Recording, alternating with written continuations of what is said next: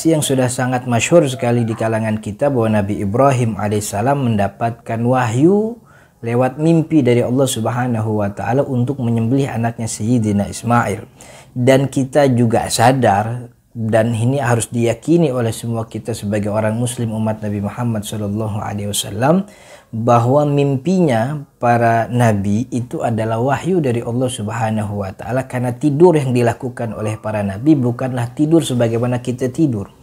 Kata Nabi Muhammad SAW, ya inna ma'syaral anbiya, bahwa sesungguhnya para nabi itu tanamu ayununa, matanya saja yang tidur, wala tanamu qulubuhum, akan tetapi hatinya tetap hidup berzikir kepada Allah Subhanahu wa taala. Jadi apa yang dia dapatkan di dalam mimpi itu juga bagian dari wahyu, yang tidak seperti kebanyakan mimpi kita yang hanya bunga tidur saja. Benarkah Nabi Ibrahim alaihissalam ketika mendapat wahyu untuk menyembelih anaknya Sayyidina Ismail benar-benar menyembelih dalam arti menggorokkan pisau ke lehernya Sayyidina Ismail? Ini banyak versi yang kita dapati dari tafsir Imam Al-Qurtubi, salah seorang mufassir yang juga ulama fikih dari kalangan Al-Malikiyah. Beliau menjelaskan banyak versi. Salah satu versi yang paling masyhur bahwa Nabi Ibrahim alaihissalam memang tidak benar-benar menyembelih Ismail alaihissalam. Beliau hanya pasrah kepada Allah Subhanahu wa taala, dan apa yang jadi perintah penyembelihan itu hanyalah sebagai ujian.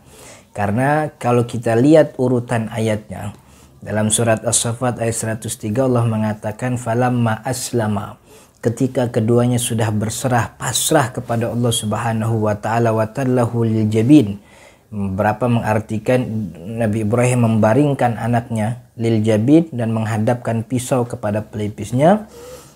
Wa nadainahu ayya Ibrahim, lalu datang suara gaungan dari langit yang berbunyi nadainahu, kami panggil itu ayya Ibrahim, wahai Ibrahim, qad saddaqta ru'ya, kau telah membenarkan mimpi yang datang kepadamu. Inna kadzalika najzil muhsinin, kita akan ganjar hadiah, ganjaran kepada orang-orang yang berbuat baik. Inna hadza lahwal balaul mubin, ini adalah bala, ujian yang sangat nyata. Jadi penyembelihan tidak benar terjadi karena perintah itu sebagai balaun mubin, ujian yang sangat nyata bagi Ibrahim. Wa fadainahu bidzibhin azim, dan ketika turun suara gaungan dari langit manggil Ibrahim sambil fadainahu bidzibhin azim, kita datangkan penggantinya, yaitu sembelihan yang sangat besar. Maksudnya adalah kambing yang jadi penggantinya Nabi Ismail alaihissalam. Itu versi yang pertama. Versi lain banyak. Versi lain mengatakan, beberapa ulama mengatakan bahwa Nabi Ibrahim memang benar telah menggorok lehernya Nabi Ismail alaihissalam, akan dalam arti walamma falamma aslama wa tallahu lil jabin, itu diartikan Nabi Ibrahim memang benar membaringkan lalu menggorokkan tangannya ke pisaunya kepada leher Nabi Ismail alaihissalam. Akan tetapi lehernya tiba-tiba berubah menjadi besi yang sangat kuat, sehingga pisaunya Nabi Ibrahim alaihissalam tidak cukup kuat untuk menggorok lehernya Nabi Ismail.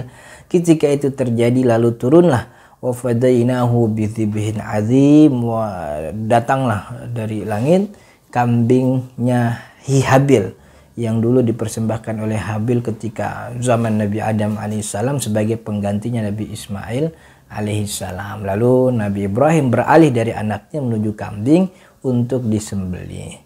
Beberapa versi juga yang disebutkan oleh Imam Al-Qurtubi bahwa perintah untuk menyembelih anaknya Sayyidina Ismail ini kan berkaitan dengan cintanya Ibrahim yang sangat besar kepada Ismail alaihissalam, yang merupakan buah hati, belahan jantung, penerus cerita, pelanjut sejarah yang didamba-dambakan dan dirindu-rindukan kehadirannya oleh Nabi Ibrahim alaihissalam.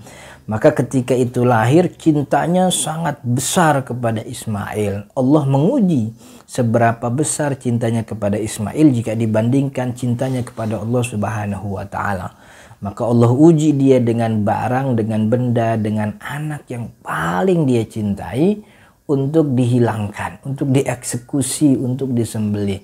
Dan Nabi Ibrahim alaihissalam mengedepankan cintanya kepada Allah Subhanahu wa taala. Yang ini juga jadi ujian sekaligus jadi pelajaran bagi kita kebanyakan tentang bagaimana kita sering mengedepankan cinta kepada makhluk